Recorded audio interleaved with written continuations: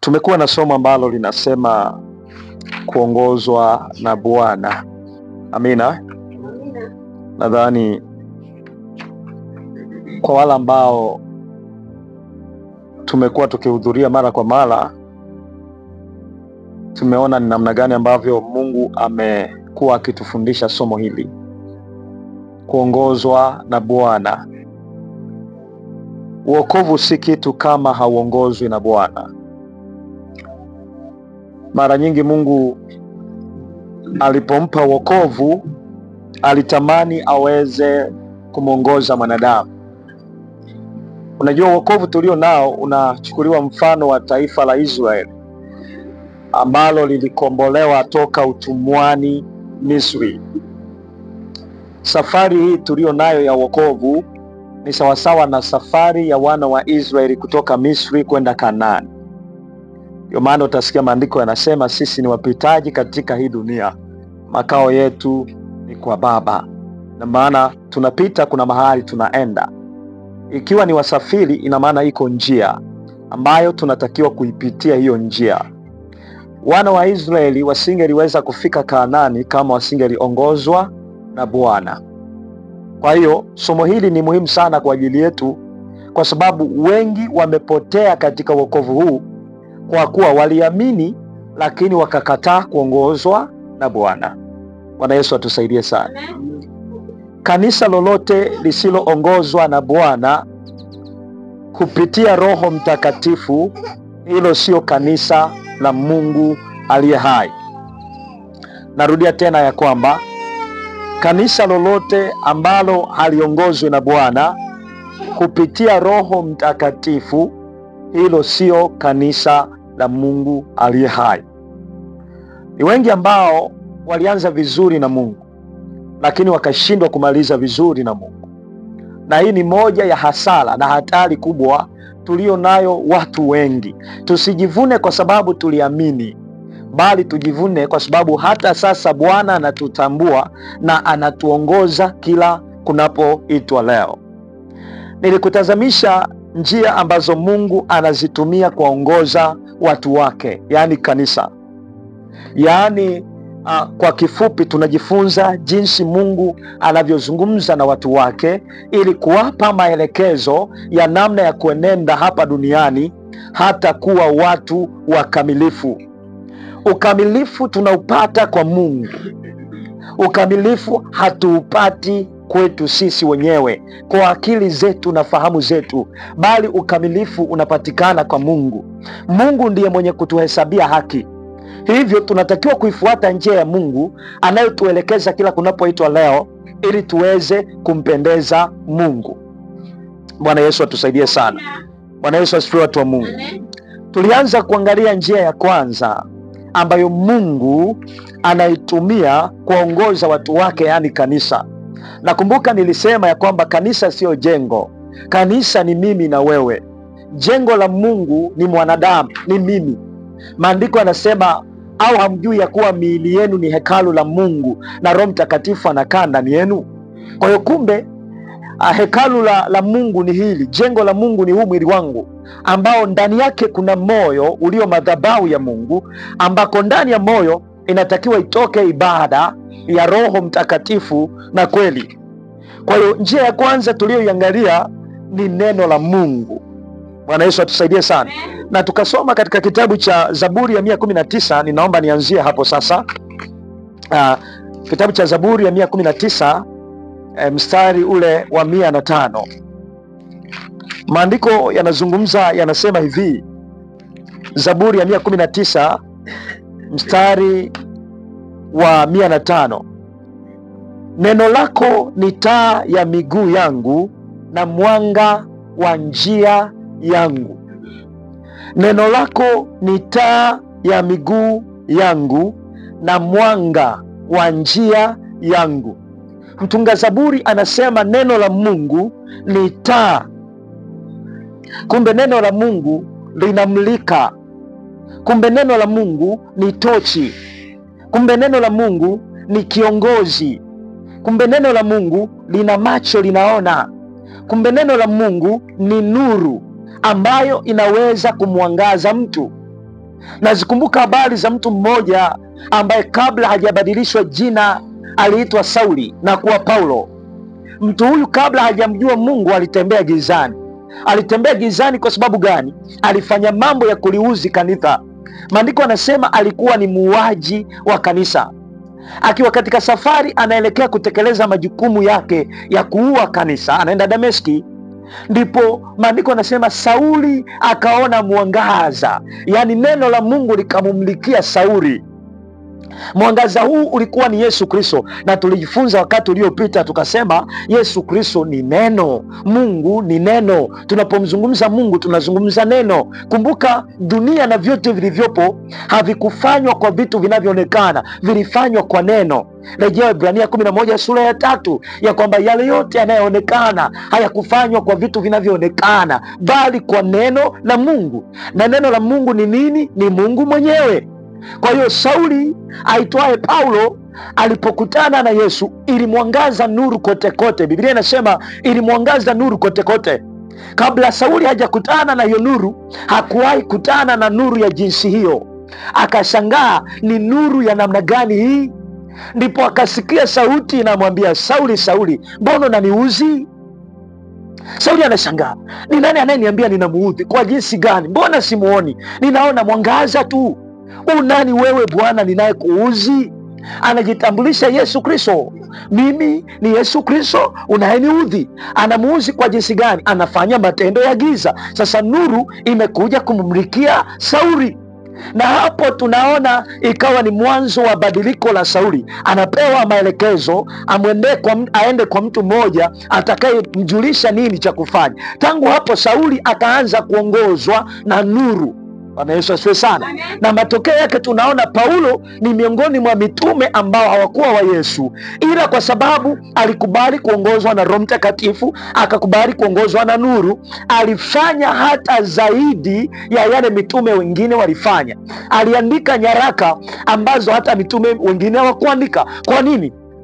Ni siri gani ambayo ilikuwa kwa Sauli iliyomfanya yeye afanikiwe kwa kiwango hicho? Ni kwa sababu alikubali kuongozwa na nani? Na Bwana.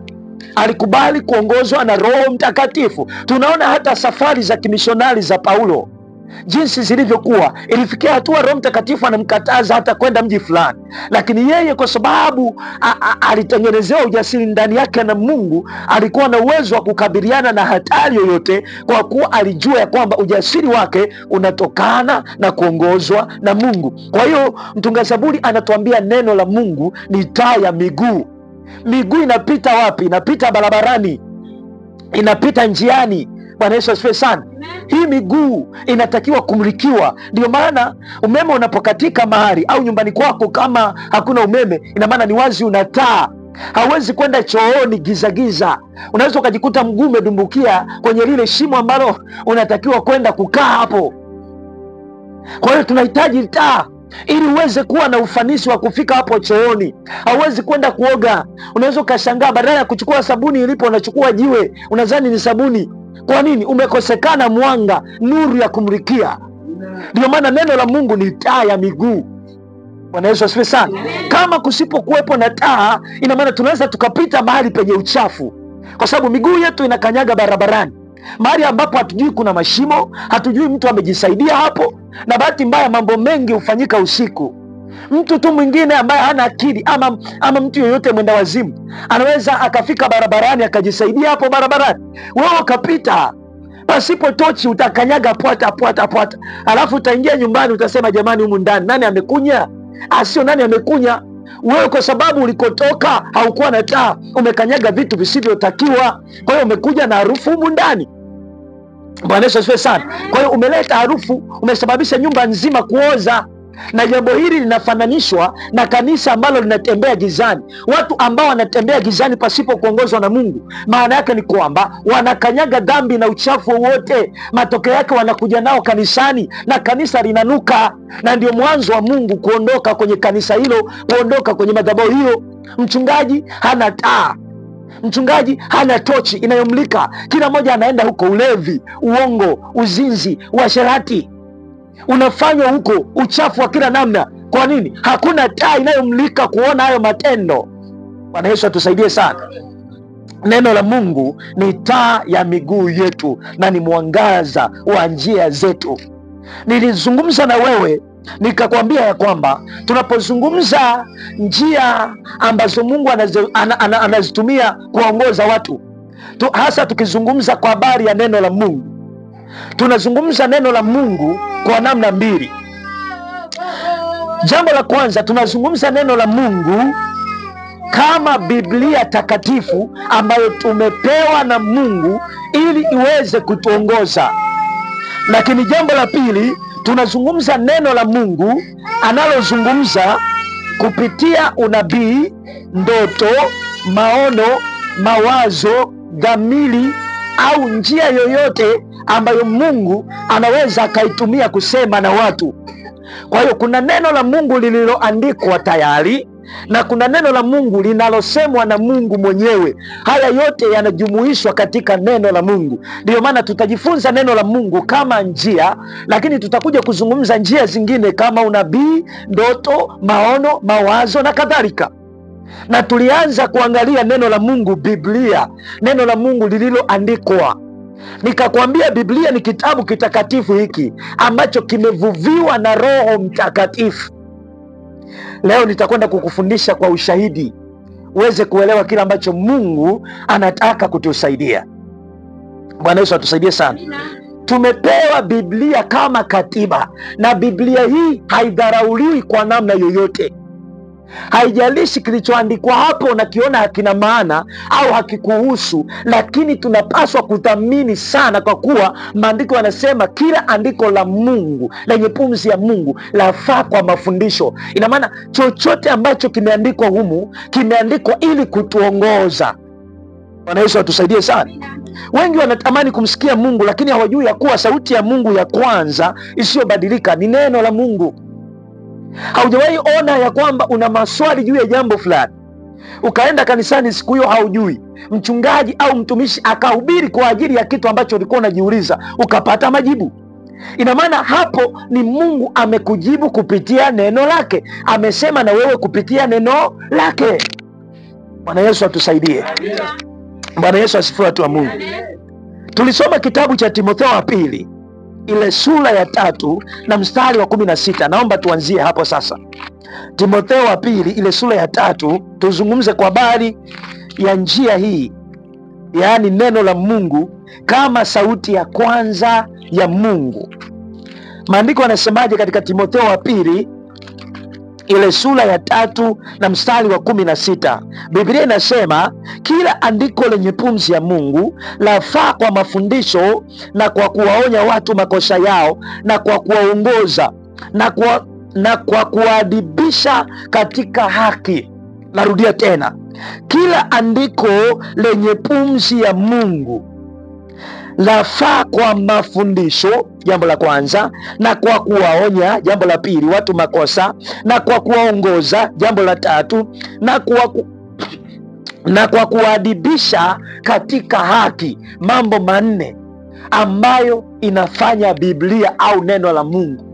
Anaposema kila andiko lenye pumzi ya Mungu, inamaanisha Biblia hii.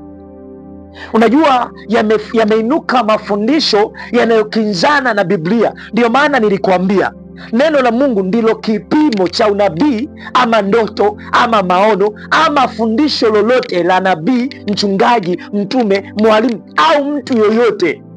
Ina maana chochote anachokisema mchungaji ama mwalimu fulani kinapaswa kupima sawasawa na neno. Tukipima kitu anachokisema mtu tukakuta kinakinzana, ina maana hicho kitu sio sahihi. Maana Mungu hawezi akajipinga. Narudia tena, Mungu hawezi akapingana na neno lake. Na kitu usichokijua ni kwamba Mungu analithamini neno lake kuliko hata jina lake. Utasema, mtumishi wa Mungu Baraka unazungumza nini? Maandiko yanazungumza katika kitabu cha Zaburi. Ngoja tusome hapa kitabu cha Zaburi. Niangalie hapa andiko hili, uone namna gani Mungu anavyolithamini sana neno lake. Nazungumza neno la Mungu kama sauti ya kwanza tuliyopewa. Usije ukasema hukuwahi sikia Mungu anazungumza na wewe. Hata sasa Mungu anazungumza na wewe. Bwana Yesu asifiwe sana. Maandiko yanasema katika, niangalie ile andiko, Zaburi, kitabu cha Zaburi, Zaburi ya 138 mstari wa 2. Maandiko yanasema hivi: nitasujudu nikilikabili hekalu lako takatifu, nitalishukuru jina lako kwa ajili ya fadhili zako na uaminifu wako, kwa maana umeikuza ahadi yako na jina lako juu ya vyote. Hiyo ni kwa mjibu wa Biblia yangu. Naomba nisome sasa Biblia ya kawaida, Zaburi ya 138 mstari wa 2. Hapa tuone maandiko yanasemaje, na nitakwambia siri za ajabu sana ambazo yamkini unaweza ukashangaa. Nitasujudu nikilikabili hekalu lako takatifu, nitalishukuru jina lako kwa ajili ya fadhili zako na uaminifu wako. Hii ni stari inayokwenda kusoma, ndiyo ya muhimu zaidi. Kwa maana umeikuza ahadi yako kuliko jina lako lote. Umeikuza ahadi yako kuliko jina lako lote. Ahadi ya Mungu ni neno la Mungu. Neno la Mungu limebeba ahadi yetu. Tukitaka kujua kile Mungu alichotuahidi, lazima tuje katika neno la Mungu. Ndani ya neno la Mungu ziko baraka zetu. Iko ahadi ya Mungu kutulinda. Iko ahadi ya Mungu ya uzima wa milele. Kwa hiyo neno la Mungu ni ahadi ya Mungu. Ni kitu gani ambacho nataka ukielewe? Ya kwamba Mungu analithamini neno lake kuliko hata jina lake. Na Mungu hawezi akafanya chochote kilicho kinyume na neno lake. Lakini pili, ili aweze kutenda jambo juu ya maisha yako, ataliangalia neno linasemaje. Bwana Yesu atusaidie sana. Nitakwambia na kukupa mifano huko. Utasemaje? Kwa mfano, unaomba Mungu akuponye. Usizani ya kwamba Mungu ataachilia uponyaji hivi hivi. Kuna kitu anakifanya. Anafanya kitu gani? Angalia maandiko yanasema katika Zaburi ya 107 na mstari wa 20. Labda nikwambie siri hii. Unajua uangamivu mwingi tulionao wanadamu ni kwa kukosa maarifa, hasa maarifa ya neno la Mungu. Maandiko yanasema katika Hosea ya kwamba watu wangu wanaangamizwa kwa kukosa maarifa. Hosea 4:6. Moja kati ya uangamivu ambao watu wanaangamia nao ni kukosa maarifa. Na acha nikuibie siri, mtu wa Mungu. Shetani kabla hajainua mawakala wake duniani, yani manabii wa uongo na watumishi wengine, mawakala mapepo wasioonekana ulimwengu wa roho, anawapeleka kwanza kwenye vyuo vya Biblia vya kuzimu. Wanaenda huko wanasoma vyuo vya Biblia. Kama duniani kuna vyuo vinavyofundisha theolojia, hata kuzimu pia kuna vyuo vinavyofundisha Biblia. Lengo lake ni nini? Ni mapepo au mashetani au watumishi wa shetani wale wafahamu neno la Mungu, halafu watende kinyume cha neno la Mungu, kwa kuwa wao kazi yao ni kugeuza neno. Na hapo tumepata manabii na watumishi wa uongo wanaopunguza au kuongeza neno la Mungu, au kubadilisha kabisa maana halisia ya neno la Mungu kile ilichomaanisha. Bwana Yesu asifiwe sana. Nilikuambia hivi, Roho Mtakatifu alitumwa kutuongoza katika kweli yote, sio kweli nusu. Ukifuatilia mtu ukakuta analiminyaminya ama anamung'unya neno la Mungu, fahamu ya kwamba tayari huyo ni wakala ulimwengu wa roho. Halihubiri neno kama linavyotakiwa. Aidha anapindisha, anasoma andiko lakini tafsiri yake ni tofauti, ama tafsiri yake ni kama alivyofundishwa chuo cha Biblia theolojia. Ndio maana nilikuambia hivi, sisi hatujengwi katika theolojia. Theolojia kamili anayetusaidia kufasiri maandiko kwa usahihi ni Roho Mtakatifu pekee. Roho Mtakatifu asipokuwepo kwa mchungaji akamkaria, anaweza akahubiri matakwa yake, akili yake. Matokeo yako ndo hayo. Watumishi wa leo wanaingia makanisani, wanahubiri injili za kishabiki. Anasimama anasoma andiko, wakaenda makaburini, si wakaliondoa lile jiwe. Sasa tunaenda kuondoa mawe kwenye maisha yetu. Kilichoondolewa ni jiwe kikawaida tu. Jiwe la kawaida lilikuwa kaburini mwa Yesu, likaondolewa. Lakini leo kuna mawe kwenye maisha yako. Haya, magonjwa ni mawe, toka.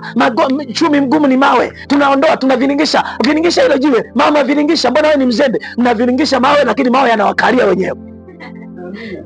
Fasiri kamili ya neno la Mungu imepotea, walimu wa uongo wameingia. Lengo ni kupunguza. Unajua neno la Mungu hili likichukuliwa kwa uzito kabisa lina matokeo ya ajabu. Ndio maana shetani ameona watu hawa ni wapuuzi hawa, hawataki kujua thamani ya neno la Mungu. Ndio maana ukitaka kusoma neno la Mungu unasinzia. Yani ni shetani anafanya vita na wewe usilijue neno, kwa kuwa ukilijua neno utamshinda. Ndio maana huwezi kusoma neno kwa wiki, ila magazeti unasoma na taarifa za habari unasikiliza na umbea unapiga. Ni rahisi kuongea na jirani yako kuliko neno. Kwa nini usiende kuongea na Mungu kupitia neno? Uone shetani alivyo mjinga, ametukandamiza. Ni rahisi. Yani hata kama amekuja mama mchungaji nyumbani kwako mkaanza kuongea masaa 5, badilisheni hayo maongezi. Mwambie mama mchungaji, hebu tusome neno na tuombe, uone kama mtatawanyika. Lakini ni rahisi sana kuongelea mambo mengine. Na niwaambie watu wa Mungu, epukeni kuongea mada zinazohusu watu wengine. Hata kama umemwona mtu amepotea, usiwe mwepesi kuzungumza na kumsengenya.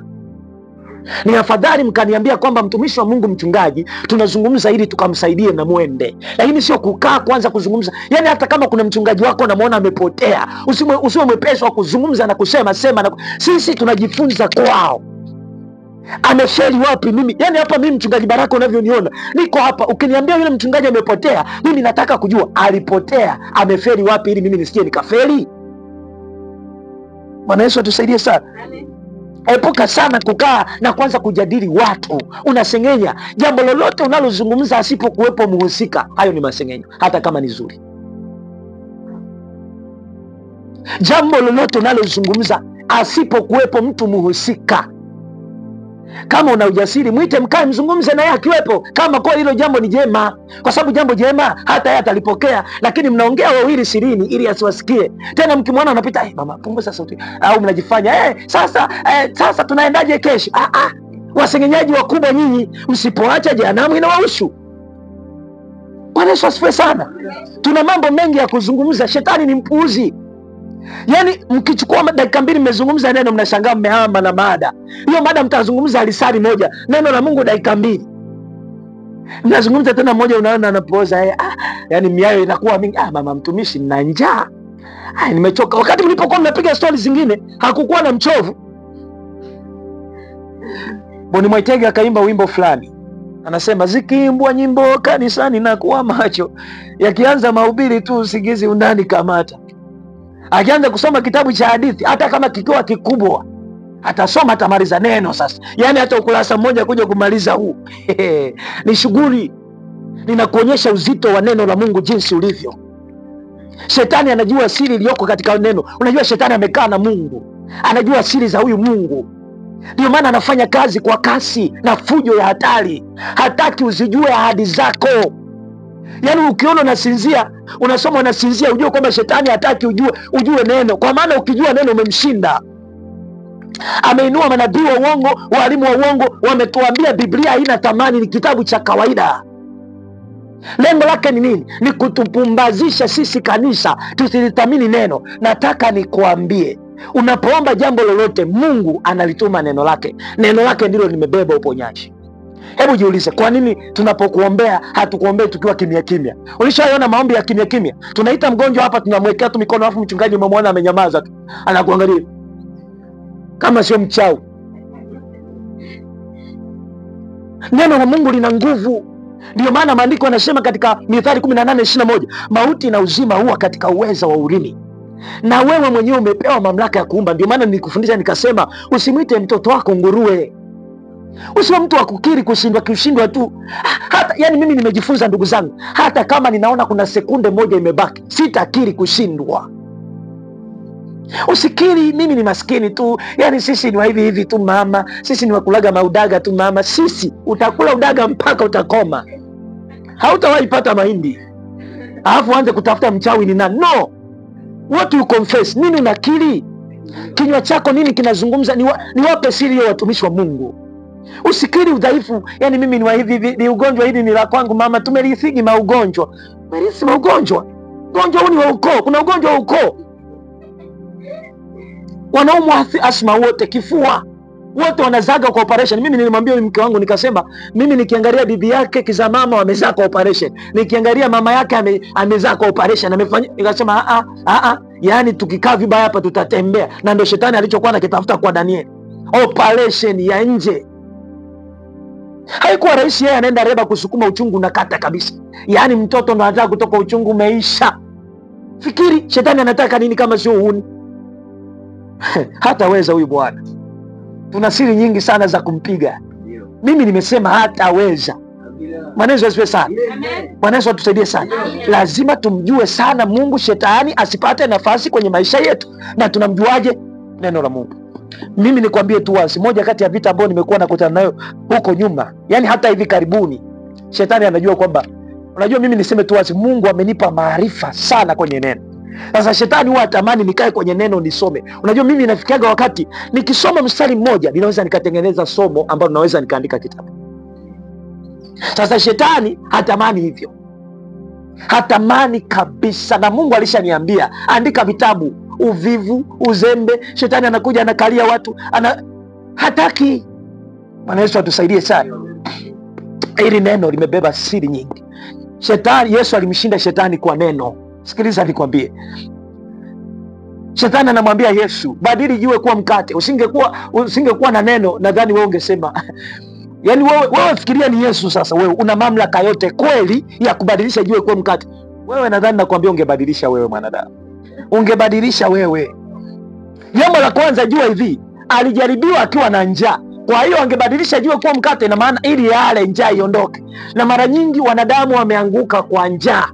Njaa imewaingiza kwenye majaribu mengi. Njaa, kula tumbo, bwana tumbo huyu. Kama nilivyokuwa nakupa matangazo na kuambia tusiende huko kwenye semina alafu njaa zikatufarakanisha na Mungu. Tukaenda alafu tusinufaike na kile Mungu alichotusaidia. Mambo yote yanayoendelea duniani yanayowasumbua watu na dhambi nyingi ni njaa. Mtu anaiba mali za serikali kwa sababu njaa. Rushwa, tamaa, tumbo, kutokuridhika. Mtu anatoa rushwa na waongo, njaa. Bwana Yesu atusaidie sana. Njaa hii inaweza kukufanya ukamkana Mungu. Una njaa wakati huo, anapitisha mtu mmoja anajipitisha hapa, mdada ana hela, unamuuliza hela hizo umezitoa wapi? Ni binti, nimezitoa hapa, nimeenda kulala na bwana mmoja amenipa. Ana hela kweli, na wewe una njaa. Binti anashawishika kwenda kuzini kwa sababu ya njaa, kukosa fedha, kwa sababu tunapozungumza njaa ni fedha. Ndio maana maandiko yanasema shina moja la mabaya ya kila namna ni kupenda nini? Fedha. Chanzo cha uovu duniani ni fedha. Watumishi wengi wamemwacha Mungu kwa sababu ya fedha. Nikapata siri ya mtumishi fulani anayejiita nabii mkubwa. Nikaambiwa kwamba yani siri za ulimwengu wa roho, ya kwamba yeye alikuwa mtumishi wa Mungu wa kweli, lakini kitu gani kilichomfanya akapotoka? Alipigwa kiuchumi, maisha yakawa magumu.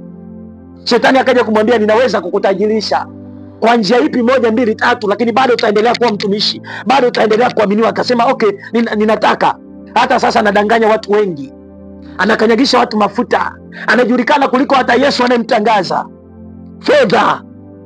Ndio maana moja ya kitu ambacho mtumishi baraka au wewe hautakiwi kuwa nacho, kupenda fedha. Ndugu zangu, tatizo sio fedha, tatizo ni kupenda fedha. Unajua Mungu amevifanya vyote kwa vizuri, vyote ni vizuri. Hizi simu ni nzuri, hiyo nguo ni nzuri, chote ni kizuri, ila shida ni matumizi yake. Unakitumiaje? Kwa ajili ya nini? Nikawa namtazama mdada mmoja humu, ni msabato, anaimba wimbo wa kisabato, na kuna nyakati nitakuwa nakuja nafundisha kwa mifano.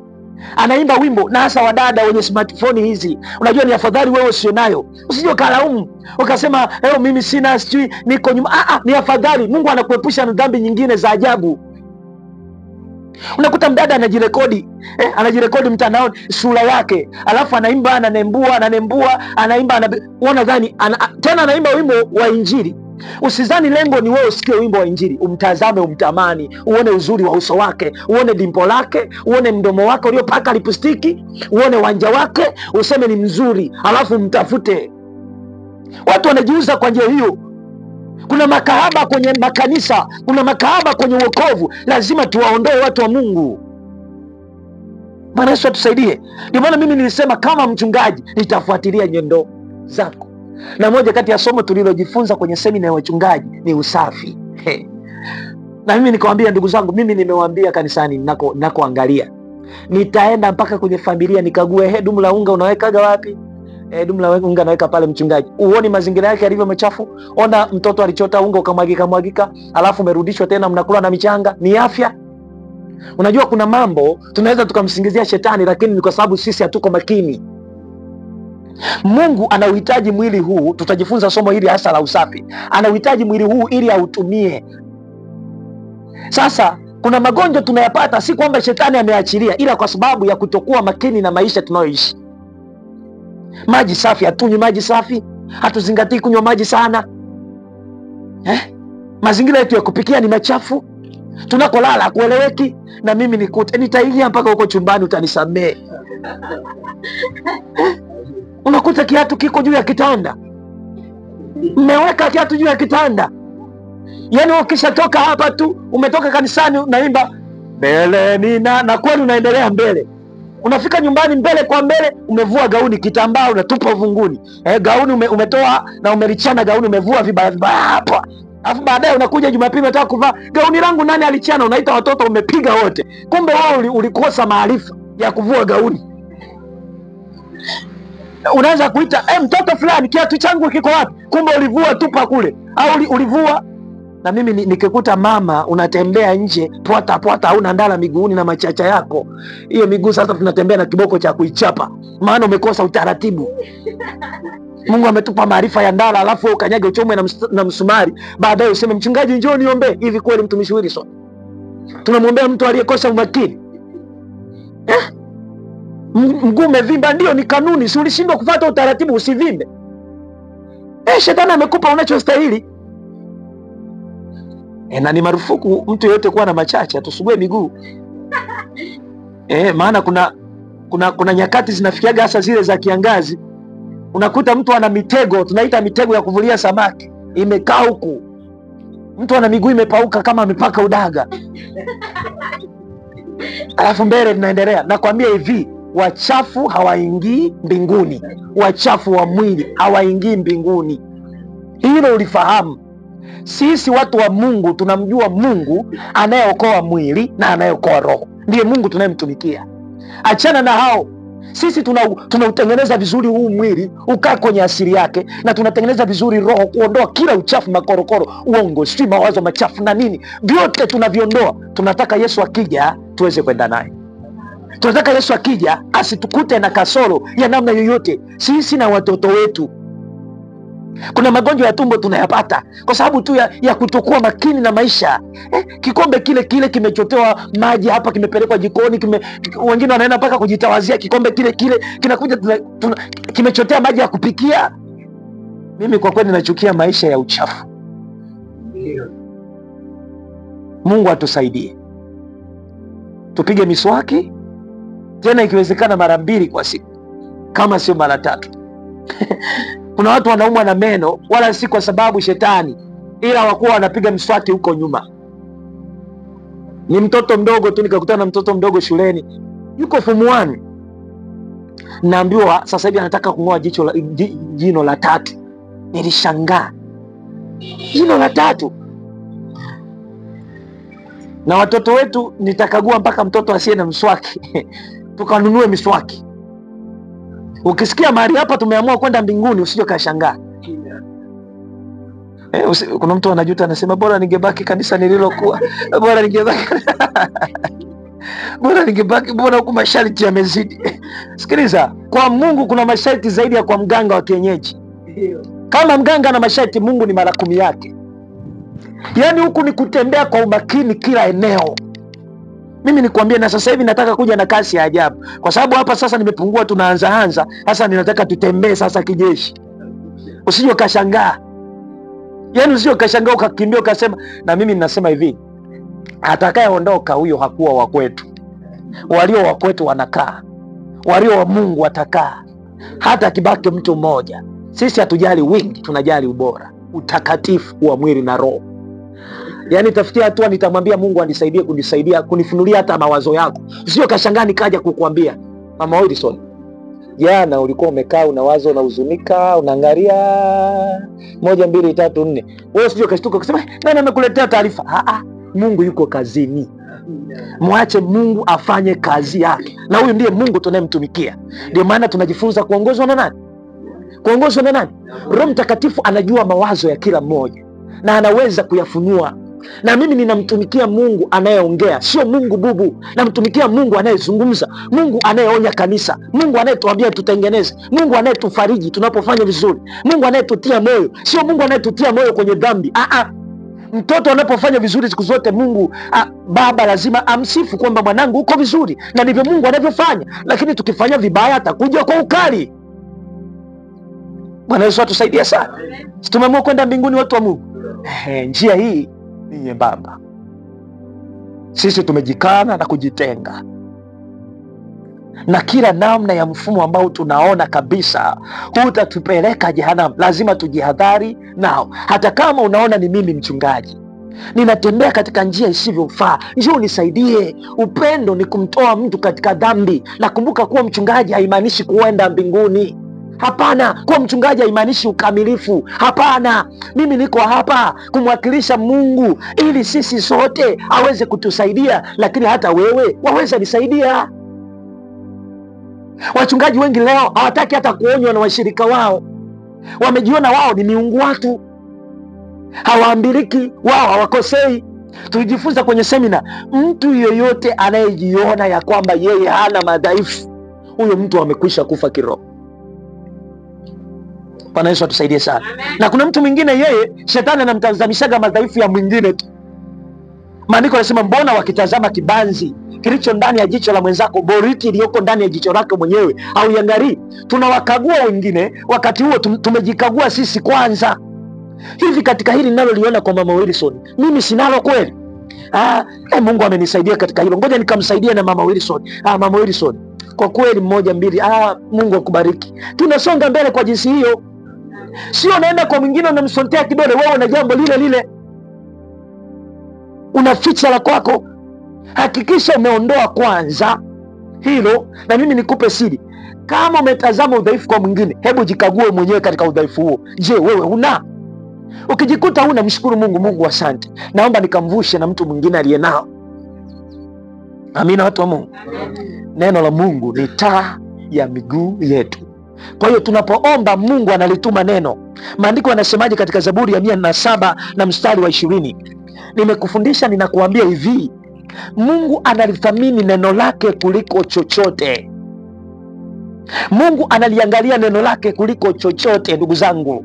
Na maombi ni kulisema neno. Mungu hajibu maombi yoyote, anajibu maombi unayoomba sawasawa na neno lake.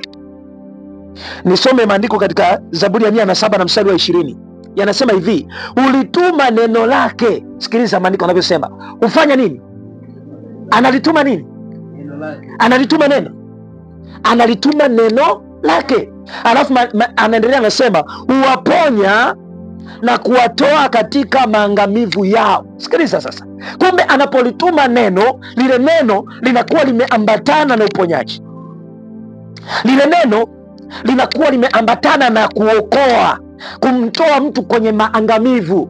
Utasema, mtumishi Baraka, mbona unaongea vitu vya ajabu? Ngoja nikutazamishe habari za mtu mmoja katika kitabu cha, utasema analituma neno kwa jinsi gani?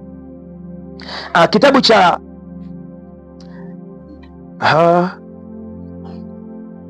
kitabu cha Mathayo, kitabu cha Mathayo mtakatifu sura ya 8.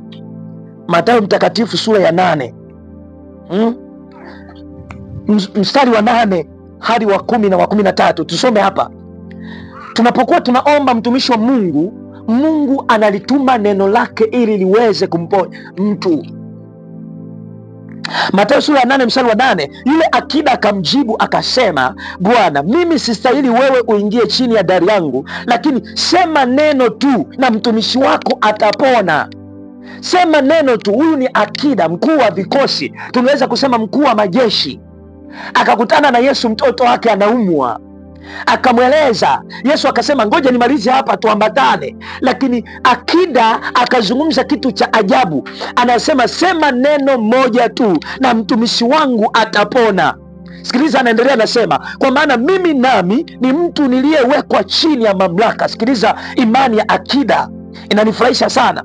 Anasema na mimi nakupa mfano Yesu, mimi unavyoniona hapa ni mkuu wa majeshi, ni akida, na mimi nimewekwa chini ya mamlaka, ninawaongoza askari chini yangu. Nikimwambia huyu nenda, huenda, na huyu njoo, huja, na mtumwa wangu fanya hivi, hufanya. Angalia akida anachokisema. Anasema kwa neno langu huwa ninawaongoza maaskari, kwa neno langu huwa ninafanya vitu vinatokea, vita vinatokea, wokovu unatokea kwa neno langu. Akida anataka kutuambia, anamwambia Yesu, ikiwa mimi mwanadamu wa kawaida ninaweza kufanya hivi, wewe ninadhani unaweza kufanya zaidi. Hivyo sema neno moja tu na mtumwa wangu atapona. Sema amina. Sema neno moja tu. Ndio maana nimekuambia kuna nguvu katika kukiri yale unayoyasema. Unapozungumza unaongoza vitu, na nataka nikuambie usio mvivu hata wa maombi. Mimi nashangaa watu wanakuja hapa wanaomba kizembe, wanaomba kivivu, wamekaliwa na shetani. Hebu chukua ujasiri wa kuumba vitu. Najua Mungu atatupa neema ya kufundishana.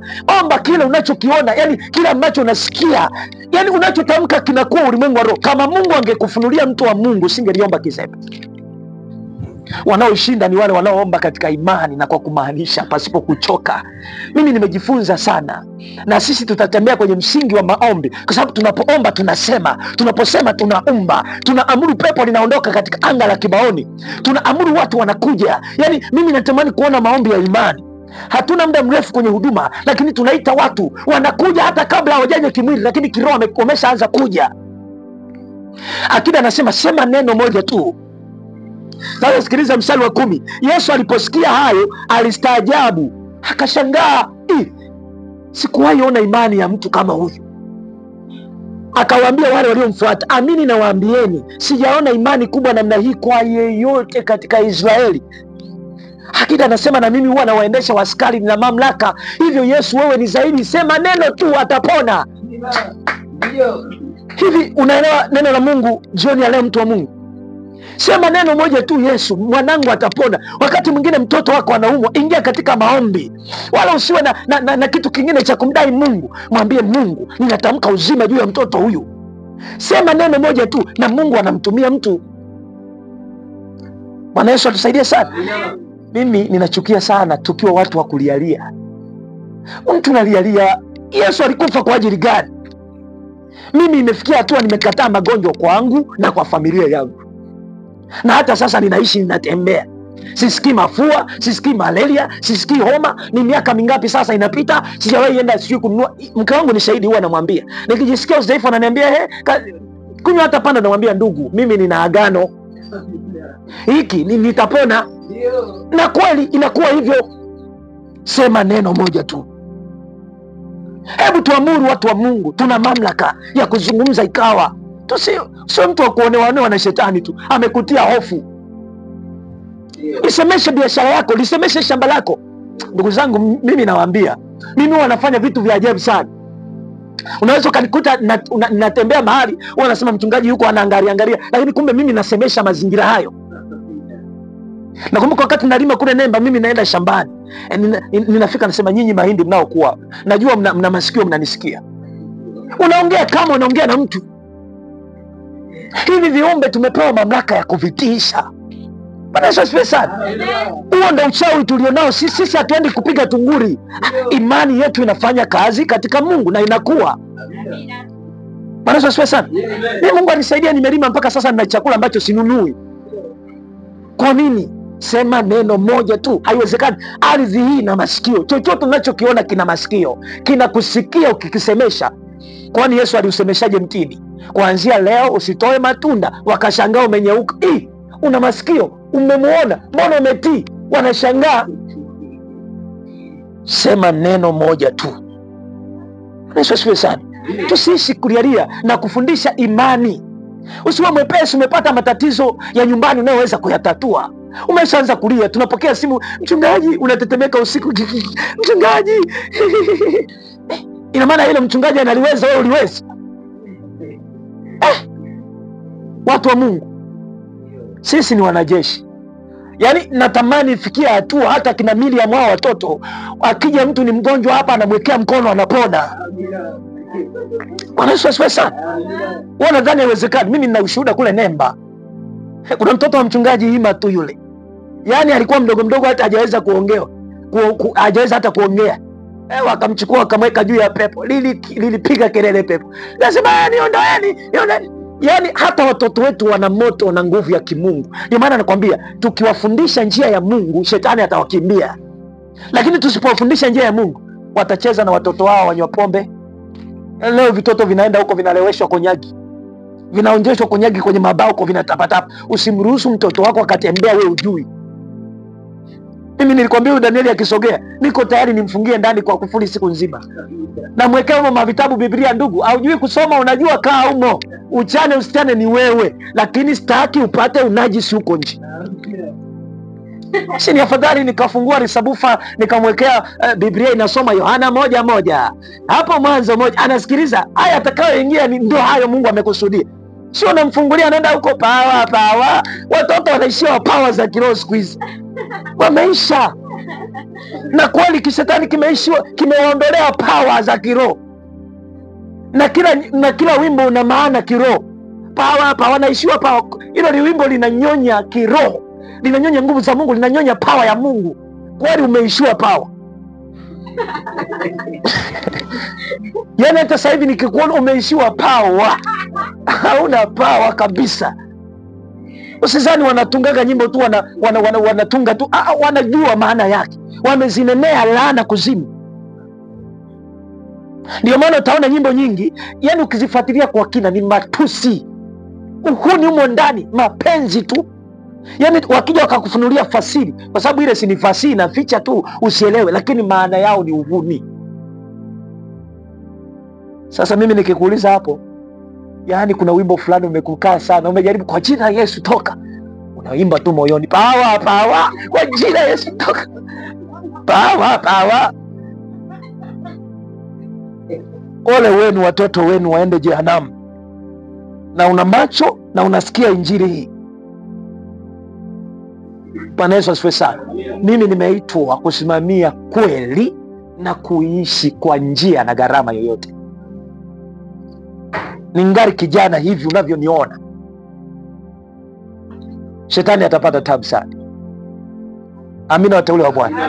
Kwa hiyo akida anasema sema neno moja tu na mtumwa wako atapona. Tuangalie ule mstari wa 14. Kuna kitu nataka nimalizie alafu tutaendelea. Mungu atatusaidia. Ule mstari wa 13.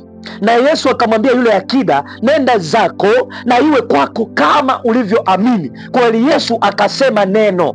Alafu maandiko anasema mtumishi wake akapona saa ile ile. Hebu mpigie Yesu makofi. Mtumishi wake akapona saa ile ile. Hakusema Yesu nimlete umwekee mikono. Uponyaji wa Mungu sio kama tunguli la mganga kwamba lazima uchanjwe chale. Walitufundisha watu wa ushuhuda, wanasema unapoenda kwa mganga ukachanjwa chale, jambo la kwanza ufahamu ile damu inayomwagika kunakuwa na jini ambaye anakinga ile damu, anakunywa. Jambo la pili, ile dawa nyeusi wanayokupaka usizani ni dawa, ni majivu ya mtoto mchanga aliyechomwa. Kwa hiyo kama ulichanjwa chale na hujafuta, ina maana wewe mwilini mwako na majivu ya mtoto mchanga. Uyatoe. Mimi huwa nahubiri nasema hivi, na nitasema mganga ni mchawi kama alivyo mchawi mwingine. Wanatudanganya ninaenda kwa mtaalamu. Yupi mtaalamu? Nilienda kule Nyabuhigwe nikakutana na mtaalamu wangu. Wana mtaalamu wao. Watu wamemkataa Yesu siku hizi, wana wataalamu wao. Bwana akanitengeneza. Sasa hivi hakuna anayenigusa hapa mtaani. Na mimi nasema tukianza fukwe la umo mtaani utaona atakavyoanguka. Hakuna anayewagusa.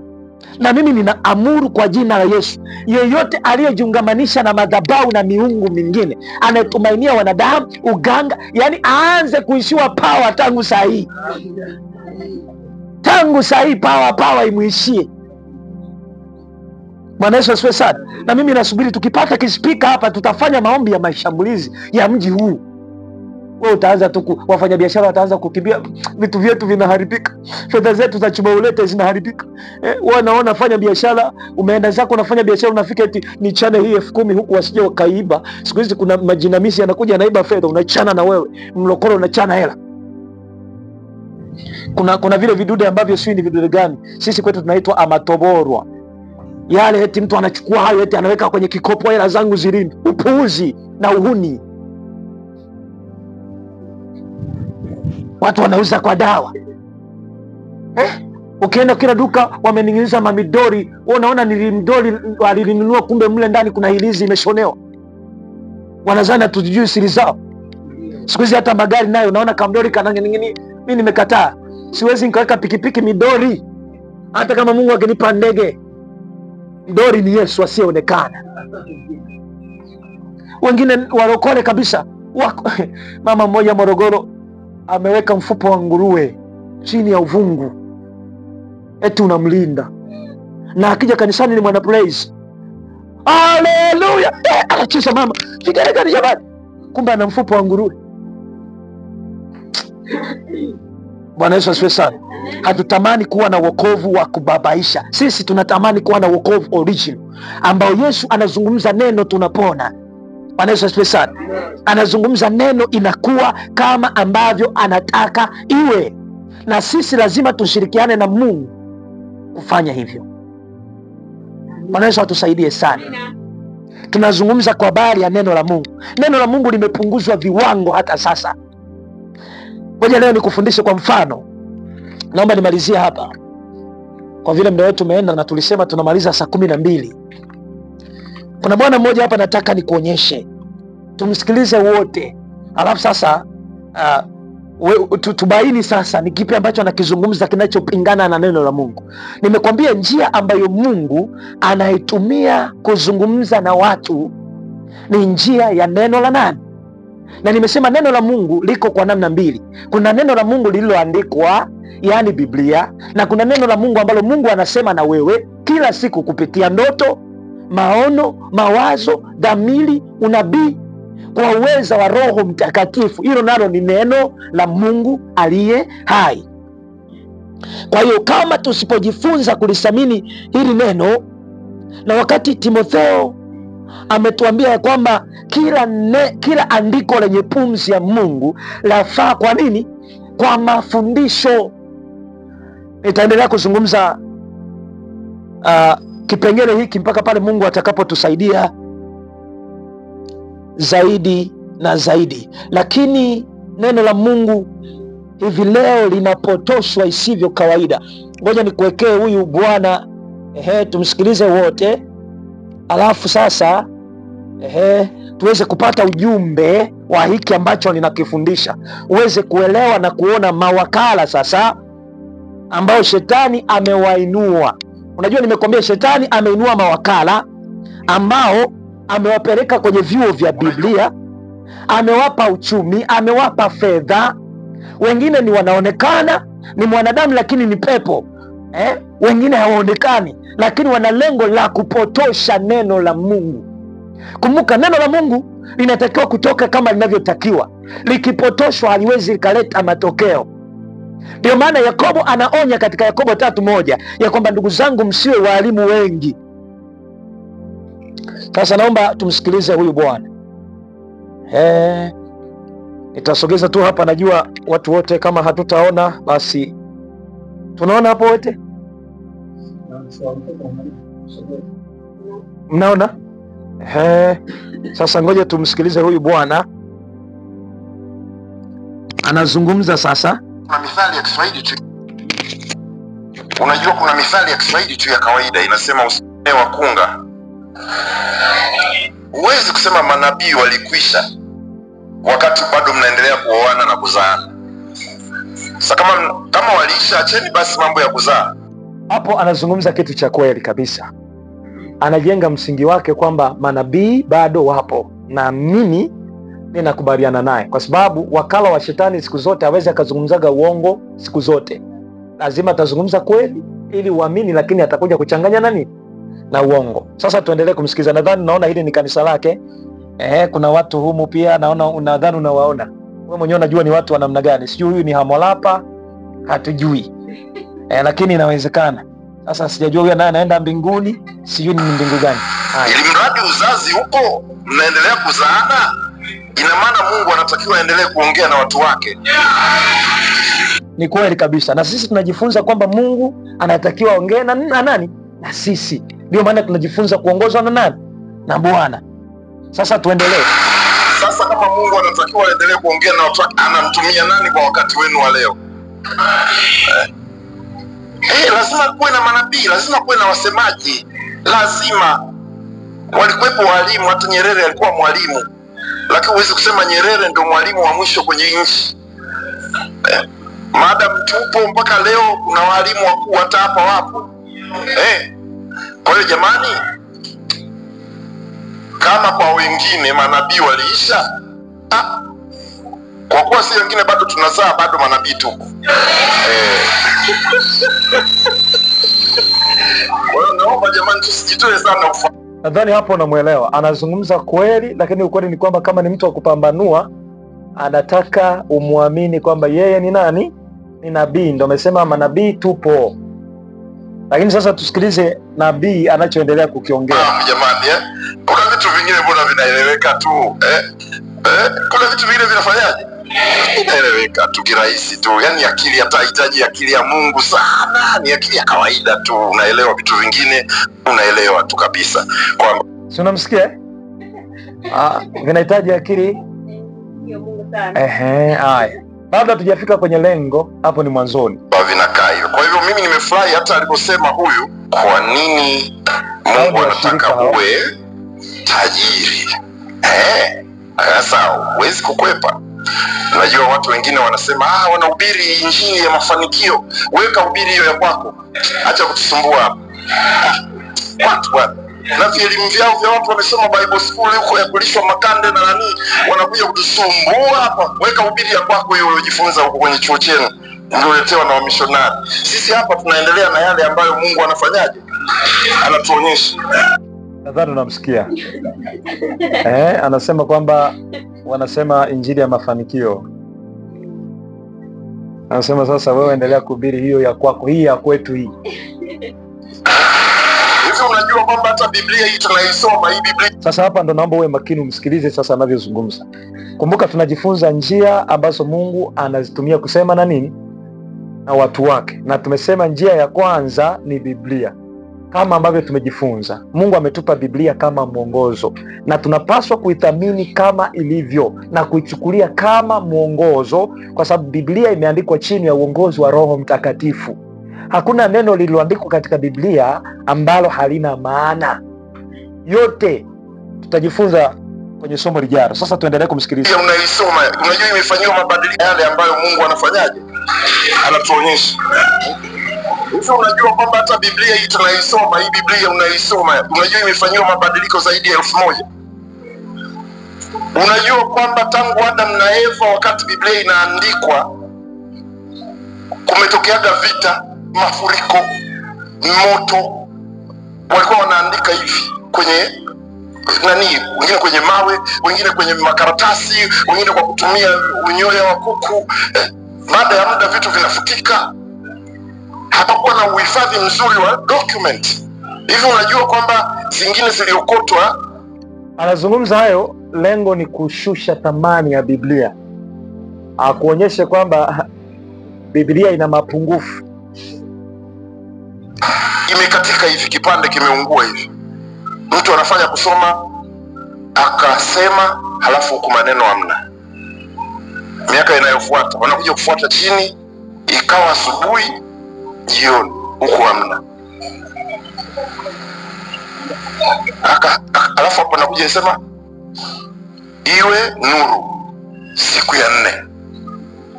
Kwa hiyo wakikaa wanasema, kwa hiyo obvious hapa itakuwa ni Mungu alisema, si ndio? Mungu alisema. Hebu tuandike Mungu alisema. Kwa umeandika nini hapa?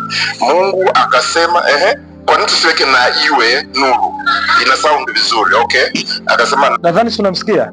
Yaani hapo anataka kutuambia Biblia ni mawazo ya watu tu fulani yaliyoandikwa kwa mawazo na akili zao. Ndio maana unasema tuone huku iwe nuru, tuunganishe na hili. Kwa hiyo anataka kutuambia kwamba si kitabu kamili ambacho kinaweza kikatuongoza. Sasa tuendelee tumsikie. Iwe nuru ya okay hapo sawa. Alafu ikawa asubuhi ikawa jioni siku ya 4. Kwa leo jamani tuachie hapo. Kesho tena tutaumiza vichwa maeneo mengine, maana karatasi vingi tunaokota na wao wanakufa kabla hawajakamilisha. Miaka imeenda alafu baadaye Biblia ilipotea ikafichwa na Roman Empire. Kwa miaka 600 imefichwa. Kwa hiyo tunachokisoma ni maneno watu wameandika, wanagesi kuchukua hili na hili na hili, wanajaribu kuunganisha. Leo hii tumeshika sisi tunasoma, mtu anakuambia hafuati Biblia ipi. Unamsikia? Tunachokisoma ni maneno ya watu yaliyounganishwa. Alafu leo wanahubiri wanasema, mtu anasema hafuati Biblia ipi? Tuendelee kumsikiliza. Watu wanacheka, wanafurahi. Which one are you talking about? Nadhani unaona kina Yezebeli wamo humo. Sawa. Jamani. Tulizeni sisi tulosoma hivi vitu jamani. Unajua tuongee kila kitu. Atuongee kila kitu. Tunaongea vitu vichache, tunasoma vingi, tunaongea vitu vichache. Kuna vingine tukiongea hapa mtu unaharibu na imani yake hapo hapo. Unaivuruga. Nasikia anachokisema. Anataka kutuambia kuna vitu kwenye Biblia ambavyo vinaharibu imani ya mtu. Lakini kitu ambacho si kweli. Si kweli. Alafu wewe unasimama kwenye imani. Kisha yeye unamtoa nje.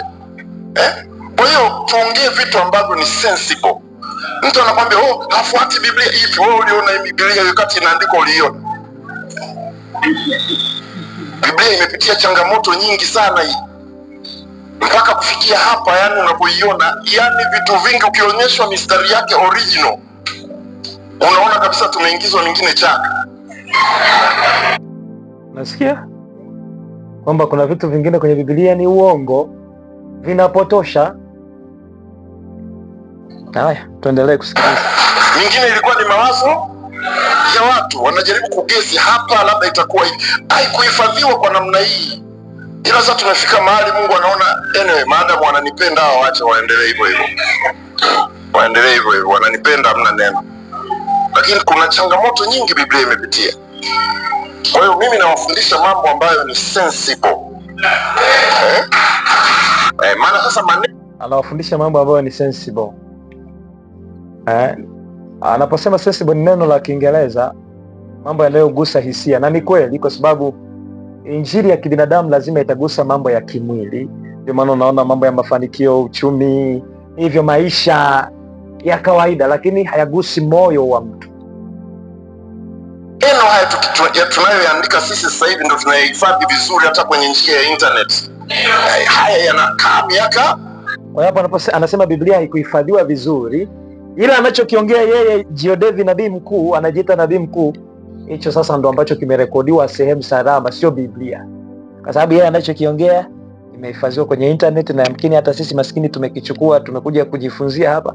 Kwa hiyo yeye ndo ana kitu kizuri kuliko Mungu mwenye Biblia mingi.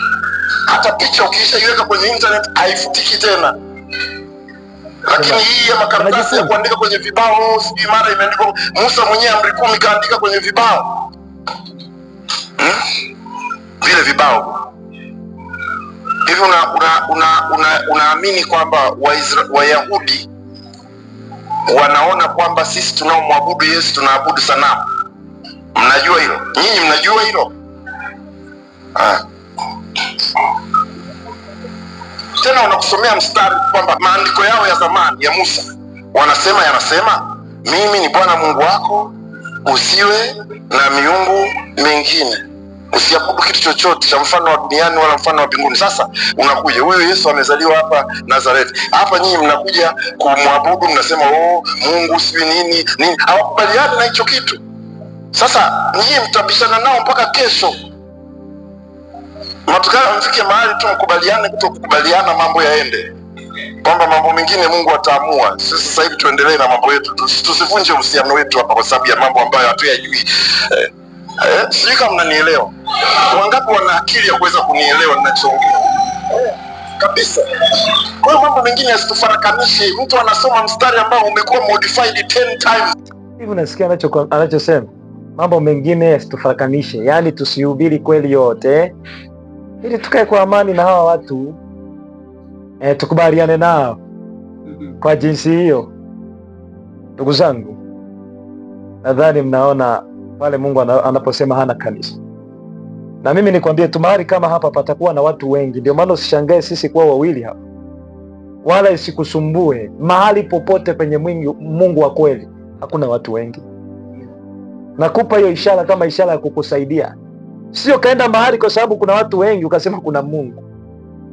Maandiko yanasema njia ile ni pana na wengi si wanapita hapa, nyembamba si wachache. Tumalizie, tumsikilize Diodevi. Alafu ukapoteza maana, baadaye anakosana na ndugu yake kwa ajili ya mstari ambao umerekebishwa na kurekebishwa mpaka ukapoteza maana. Sasa unasikia Yesu anasema mimi sikuja kuleta amani bali nini? Upanga. Unapomwamini Yesu na kukaa katika kweli yako, lazima kama ndugu yako ni mganga wa kienyeji na wewe umemwamini Yesu, mtapatana kweli? Sasa kwa hiyo nijitahidi niwe katikati, nisipatana naye. Maandiko yenyewe yanatuambia kwamba ni afadhali uingie mbinguni ukiwa una mkono mmoja, ukiwa una ndugu wa 10, kuliko kwenda jehanamu na ndugu wote. Si mnaona shetani anavyopindua maneno? Ndio maana naambia ndugu zangu, tusipojengwa kwenye maarifa ya Mungu, tutajikuta tunatembea kwenye vitu ambavyo tunadhani ni vya Mungu, lakini kumbe si vya Mungu. Lakini anakosana tu na mtu. Hebu tuangalie mambo yaliyo ya msingi. Kwa hiyo nilitaka nikuonyeshe hiyo video kama mfano. Sisi tunajifunza Biblia, tunatamani kuipa uzito kama mwongozo na katiba ya wenda mbinguni. Lakini nabii mkuu Diodevi huyu, yeye anatuambia ni mawazo ya watu yaliyokusanywa, walikuwa wanakaa, wanachoka, wanasema tukalale, wanakuja wanaendelea. Lakini Biblia inatuambia imeandikwa chini ya uweza wa Roho Mtakatifu. Ndugu zangu, tutaendelea hapa. Siku ijayo tutachambua zaidi anachokizungumza, alafu tuweze kujua. Na sasa ninakusudia tujifunze zaidi kwa mfano, ili wanaoona na waone, wasioona wasione. Anaenda jehanamu aende kwa shauri lake, anaenda mbinguni aende kwa sababu amemwelewa Mungu. Mungu anatutaka tumjue yeye ili asiwepo wa kutudanganya yeyote. Na maana anachokihubiri huyu Bwana kinapingana na neno la Mungu pia ambalo tunajifunza. Tutaendelea wakati ujao tukijifunza pia kwa maandiko aliyozungumza, tutayachambua tuone anapinganaje na Biblia, alafu tuweze kujua yeye na neno la Mungu na Mungu nani. Na maana kwa mawazo ambayo tumeyasikia kwake, anataka kutuambia yeye ndo mkuu, na ndio maana anajiita nabii mkuu. Ukisikia mtu anajiita nabii mkuu, mtume mkuu, mwalimu mkuu, mara mchungaji wa wachungaji, mara mkuu wa maaskofu, mara nani wa nini. Niliwahi kuwa Mwanza nikakutana na bwana mmoja anajiita ngamia wa Yesu. Sikuelewa maana yake nini, kwamba ngamia wa Yesu yeye yuko tayari kumbeba Yesu au? Lakini nilipokuja kuangalia ni mtumishi wa uongo. Ogopa sana watu wanaokuja wanajipa majina makubwa makubwa ya ajabu. Hata Yesu mwenyewe hakuwahi jipa, alinyenyekesha. Sasa leo tunaenda kwa hao, kisa wanagawa fedha. Huyu bwana wala hana upako wala hana nini, anachojivunia yeye ni pesa. Shetani amempa fedha, ndio maana injili yake ni utajiri, mafanikio. Ukienda hapo anaweza akakupa milioni 100, ukasema maisha si ndo haya, nimetoka kwenye maskini. Ndio maana nimewaambia ndugu zangu, tulizike na vile ambavyo Mungu anatupa. Ni heri tukala dagaa na maji kuliko kula vitu. Unajua utajiri una siri kubwa ya ajabu. Usimwone mtu anaendesha gari tu ukatamani, mbona jirani zangu wana hiki. Mungu anatuepusha na vingi. Maombi ya mtunga mithali yakasema, usinipe utajiri wala umaskini. Kwa nini? Nisiwe tajiri sana nikakukana Mungu ni nani. Unajua tajiri nafikia hatua anajiona fedha ni miungu. Ndio maana utamsikia, nitakupiga nikufunge, nitakupiga nikupeleke hospitali, utanifanya nini? Kashtaki kokote. Anajua kwa fedha zake anaweza akaenda kaonga polisi, anajua kwa fedha zake anaweza yani zozote, hasa katika nyakati tulizo nazo. Dunia imeharibika. Tumtumaini Mungu tu. Simama mahali ulipo, tumshukuru Mungu.